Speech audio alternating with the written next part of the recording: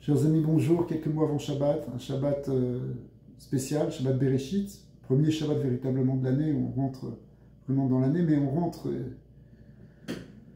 avec tellement de douleur dans notre cœur, dans notre tête, après tout ce qui s'est passé depuis une semaine, ce qui s'est passé la semaine dernière, plein Simchat Torah, où des Juifs ont été attaqués tellement sauvagement, tellement méchamment, brutalement, tellement cruellement, ça dépasse tout entendement ce qu'on entend aujourd'hui de ce qui s'est passé, et ce qui se passe peut-être encore pour les otages qui sont encore vivants.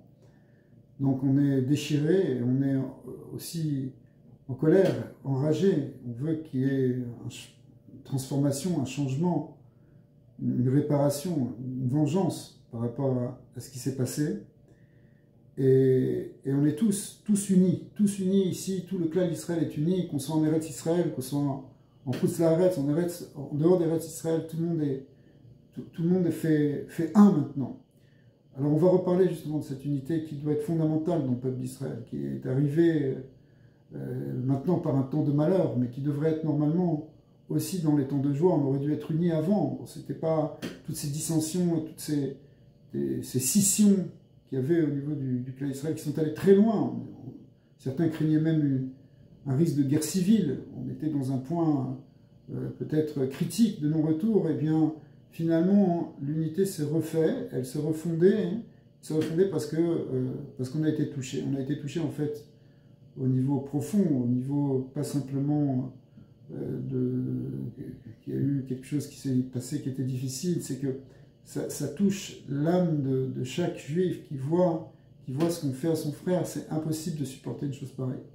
On est tous unis fondamentalement, on fait tous partie d'une même neshama, d'une même âme, qui vient c'est la neshama de Yaakov Avinu, qui est la neshama qui inclut toutes les neshamot. C'est la neshama de Moshe, c'est la même, elle inclut toutes les neshamot. C'est pour ça que Moshe, quand il est sorti d'Égypte, il a voulu prendre tout le monde, y compris même ceux qui s'opposaient à lui. Même ceux qu'on appelait le Erev Rav, il a voulu aussi les prendre en lui, parce que toutes ces neshamot, toutes ces âmes, elles font partie en fait d'une même source, d'une même âme. La même chose aussi d'ailleurs pour la neshama du Mashiach. La neshama du Mashiach, elle peut venir que parce qu'il y a l'union de toutes les neshamot. Cette union, elle est en train de se faire, il faut qu'elle aille jusqu'au bout, il faut qu'elle gagne cette guerre qui est pas simplement une guerre ici maintenant pour éradiquer quelques dangereux et horribles. On a du mal à les appeler humains, mais il faut que ça aille jusqu'au bout, c'est-à-dire il faut qu'il y ait une transformation, il faut que le peuple d'Israël remonte à un vrai niveau, qui est son vrai niveau, retrouve sa véritable malchoute, son véritable règne dans ce monde. Contre qui on se bat?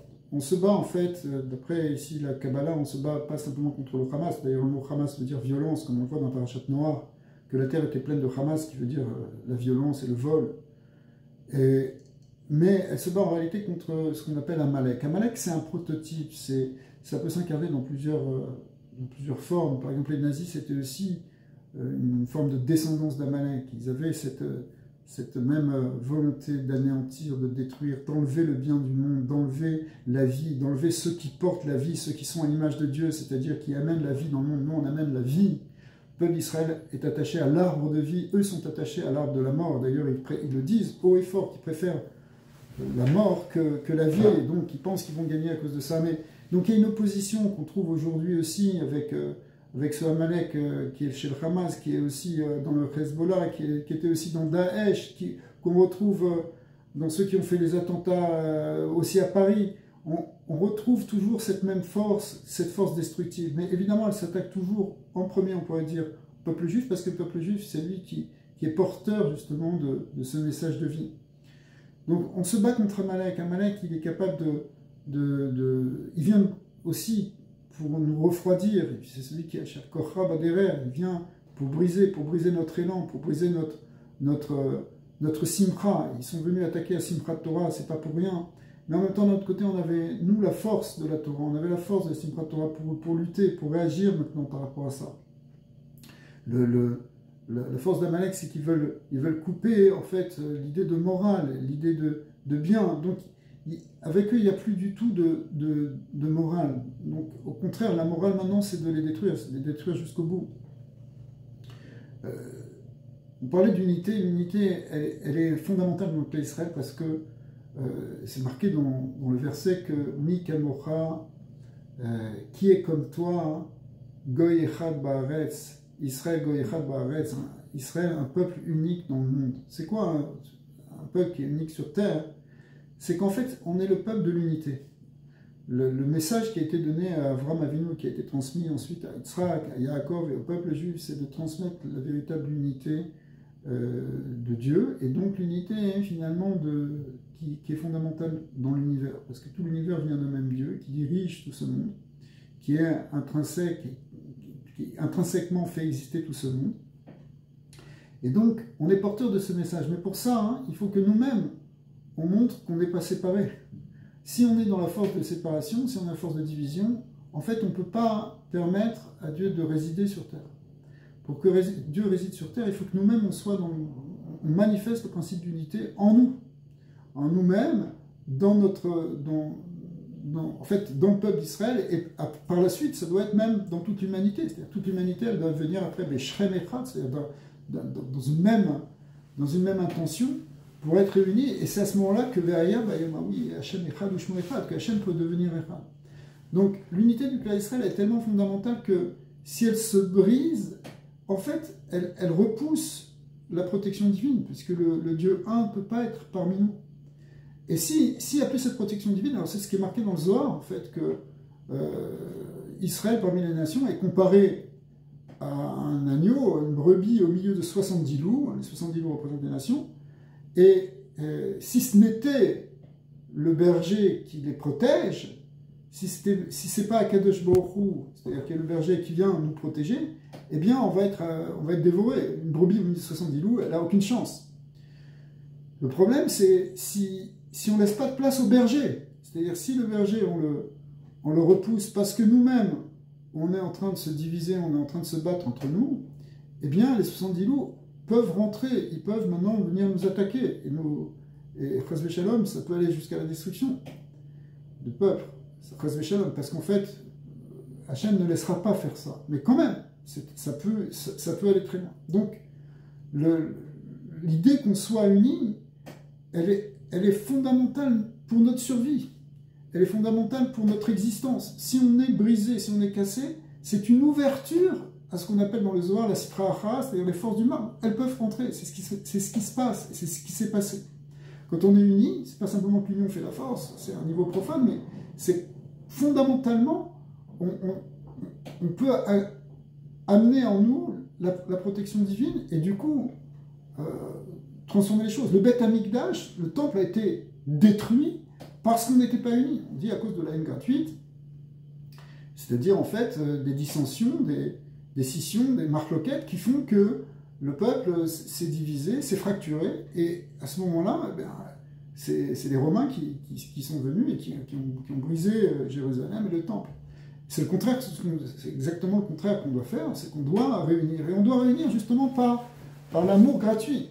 Et alors, Baruch Hashem, c'est ce qu'on voit aujourd'hui, c'est-à-dire aujourd'hui, on voit une unité, une solidarité extraordinaire partout en Israël. Les gens, d'abord, se sont portés volontaires, il y a plus de réponses que d'appels.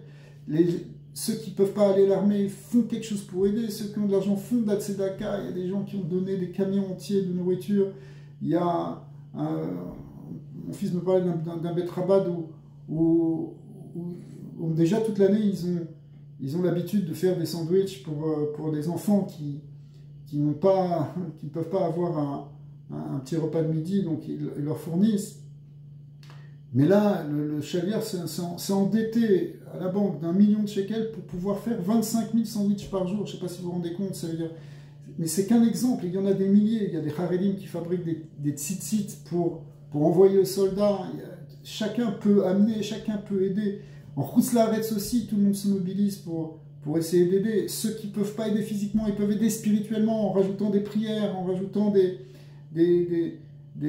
teilim, des psaumes pour ceux qui sont au front et pour la protection du peuple d'Israël. Parce que on n'est pas protégé simplement par des armes, mais aussi par, et surtout, on pourrait dire, par le bon Dieu qui va nous aider. Toutes les guerres du peuple d'Israël, elles ont été gagnées parce qu'il y a eu des miracles. Quand on oublie que c'est des miracles, alors que tout le monde les a vus, ou qu'il y a eu tellement de témoignages sur les miracles, quand on les oublie, c'est là qu'on se met en danger, en réalité, comme on a vu en 73, et comme aujourd'hui aussi, où finalement on était insouciant par rapport à des menaces qui étaient immenses, comme on le voit. Donc, l'idée, c'est qu'on soit tous ensemble et qu'on amène en même temps, on amène cette protection divine, qu'on l'amène parmi nous. Le Rambam et la Gemara, le Zohar, la Chassidut, tous disent que la Géoula, elle va venir par cet élan de Tchouva. La Teshuvah, c'est pas simplement faire Teshuvah sur tel ou tel halakha ou tout d'un coup devenir religieux. C'est essentiellement, finalement, c'est ça le point, c'est la Teshuvah sur ce qui a amené la galoute, ce qui a amené la destruction. Mais c'était quoi? C'était ce manque d'union, c'était cette haine gratuite. Si on fait Teshuvah là-dessus, et c'est ce qu'on est en train de faire, c'est-à-dire que les mêmes qui étaient opposés, ils sont réunis maintenant, ils s'aident et ils s'entraident. Si on fait ça, c'est ça qui va nous donner toute la force pour gagner cette guerre. Donc il faut absolument, non seulement dépasser les oppositions, et d'ailleurs c'est ce qu'on voit, c'est ce qui se fait, mais il faut renforcer au contraire la conscience qu'on est tous un, et qu'on fait tous partie de la même famille. Quand on a cette conscience-là, que même si ton frère, il n'a pas les mêmes idées que toi, même s'il ne se comporte pas comme toi, mais que c'est ton frère, et qu'on est ensemble, et qu'on est dans la même famille, qu'on peut être dans la même table, alors là, on a la force en réalité de lutter contre les ennemis parce que on attire, on laisse la place au divin dans nos actions et dans notre combat. Donc, cette Teshuvah qu'on est en train de voir, cette Teshuvah finalement sur la Havat Israël, elle est la clé, il faut la continuer. Grâce à cela, Bezat Hashem, on va gagner. Il faut qu'on se renforce par rapport à cela, mais on va gagner. Ce qu'on veut, c'est pas que cette guerre, elle s'arrête simplement avec l'élimination du Hamas. Et après, qu'est-ce qu'on fait? C'est déjà des questions qui se posent. Qu'est-ce qui va se passer? Comment on va générer ça? Il faut que cette guerre, elle aille jusqu'au bout, en quelque sorte. Il faut prier très fort pour la protection de chacun, de tous les soldats, qu'aucun ne soit blessé, aucun soit touché, qu'aucun missile ne tombe sur Eretz Israël, qu'aucune personne ne soit attaquée en Chutz La'aretz. Il faut prier pour tout ça. Mais il faut qu'on aille jusqu'au bout, qu'il y ait un grand changement, qu'il y ait un retournement, que le peuple d'Israël cesse d'être dans cet exil où les nations, finalement, sont encore en train de les maltraiter. Baruch Hashem, il y a une grande aide aujourd'hui, il y a plusieurs pays qui se sont portés solidaires. Il faut que ça reste, il faut que tout le monde comprenne que le peuple d'Israël n'est pas l'ennemi des nations, il est au contraire celui qui peut amener du bien au monde, celui qui amène le bien dans le monde, celui qui amène la lumière et la connaissance dans le monde. Et que pour cela, au contraire, toutes les nations ont à bénéficier, et y compris même les pays arabes qui ont tous à bénéficier en réalité de la présence d'Israël au Moyen-Orient. Et toutes les nations qui ont à bénéficier de la présence des Juifs là où ils sont. C'est quelque chose qui est une grande aide pour l'humanité. Il faut que cette conscience-là, elle vienne dans le monde, qu'il y ait une transformation, que le peuple juif soit fier, qu'il soit haut, qu'il soit grand, pour amener le bien dans le monde et que ce soit la Géoula, Bezat Hashem. Alors maintenant que c'est Shabbat Bereshit, il faut se renforcer. La coutume chez les Chassidim, c'est de dire, le rabbi de Lubavitch disait souvent que comme on va vivre Shabbat Bereshit, ça va être un signe pour toute l'année. C'est comme ça qu'on va vivre pendant toute l'année. On va avoir cette bénédiction pour toute l'année. Donc c'est un moment de se renforcer, c'est un moment de s'unir. Il ne faut pas avoir peur, toutes les menaces des gens qui disent il ne faut pas sortir dans la rue. Non, ça c'est nos ennemis qui veulent nous effrayer. On n'a pas peur, on va continuer, on va se réunir, au contraire on va prier plus fort, on va faire des Teilim, c'est Shabbat Mevarachim, c'est un moment où on peut faire des psaumes encore plus, le matin avant la tfila et même toute la journée si on veut. C'est un moment où on peut faire des farbringen, c'est-à-dire être réunis pour pouvoir prendre des forces, échanger et donner de la chaleur à ceux qui en ont besoin. C'est un moment extraordinaire, ce Shabbat, il y a une Kedusha, c'est la Kedusha de la création du monde, du Shabbat de la création du monde, il faut l'apprendre, il faut le vivre pleinement et grandement, et Bezat Hashem, c'est ça qui va nous donner les forces pour retourner la situation de manière totale, complète, et aller jusqu'au bout et amener la Géoula Shlema.